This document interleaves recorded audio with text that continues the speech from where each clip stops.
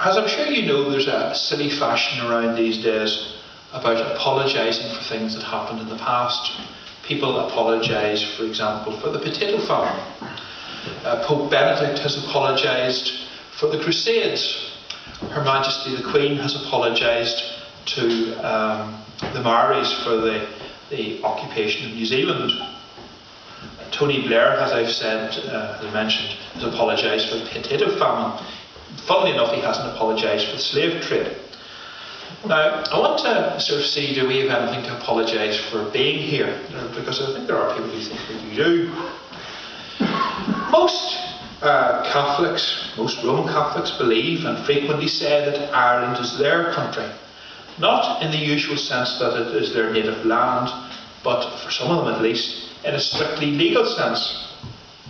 They claim to be the real owners because it was once taken away from them.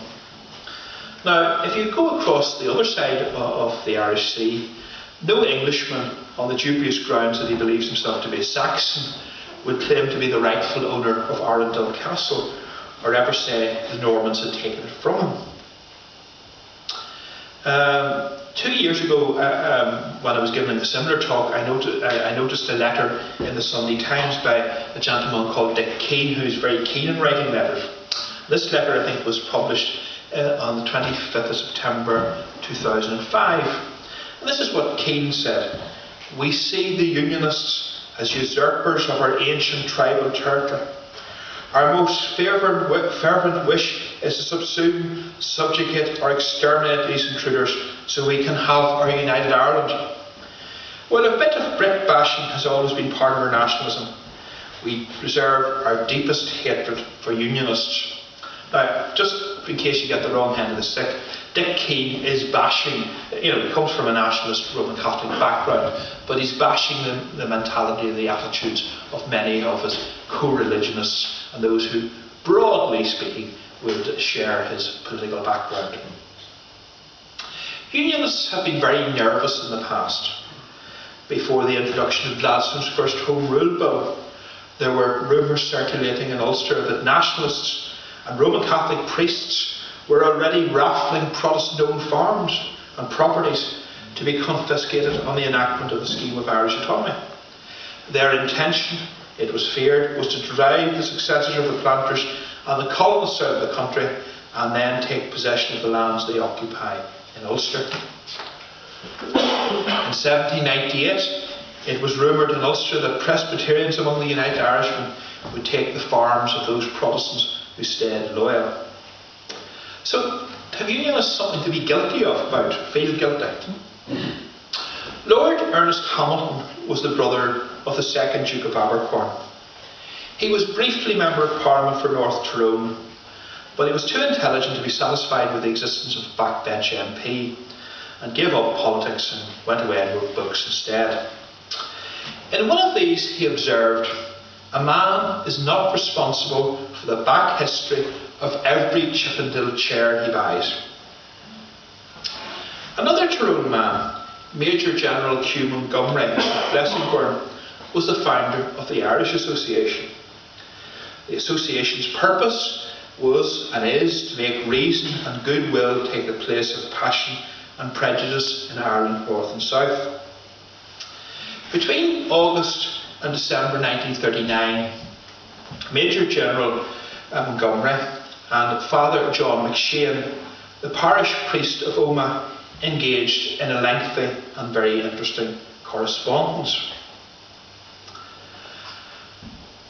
Major General Montgomery wrote to McShane, "No doubt a gross blunder in England's part at the time, but still a historical fact whose existence it is useless to try and ignore, and for which the present-day Ulster Protestants nor the present-day British government can feel fairly held answerable." So Montgomery was prepared to admit that the plantation may have been a blunder, but he took the view that present-day Ulster Protestants, the people who were alive in 1939, and indeed the British government of 1939, could not be held responsible for it. Now, that seems to me to be a perfectly reasonable view, even in 2007. As I already said, apologising for things for which one has no responsibility has become a serious political fashion. We already said that Tony Blair has apologised for the potato famine, not the slave trade, the Pope has apologised for the Crusades, and the Queen has apologised to the Maoris. Objectively, the famine was a natural disaster. Perhaps the policy of Lord John Russell's government is open to criticism. However, these are all things in the past. There is nobody alive today who can be held personally responsible for the famine. There's nobody alive today who can be personally held responsible for the plantation of Ulster. When it comes to apologising for things, the only people that are capable of apologising are the people who did the wrong, if there is a wrong. There's no point in Roger Bradley apologising for my behaviour or conduct. Now, in the very unlikely circumstances that his wife did something horrendous, and knowing Mrs. Bradley, this is totally inconceivable, it might just be possible for Roger to apologise for his wife's activities, or indeed you might want to apologise for some members of your family. But the reality is that the only thing you can apologise is for things that you've done yourself. The plantation is a long, long time ago. And as Major General Montgomery had said in 1939, it's no part of any of the responsibility of anybody in this room, or indeed anybody who's alive. So this idea that you should be guilt-tripped because of the plantation of Ulster is a load of nonsense. With that, I propose to stop.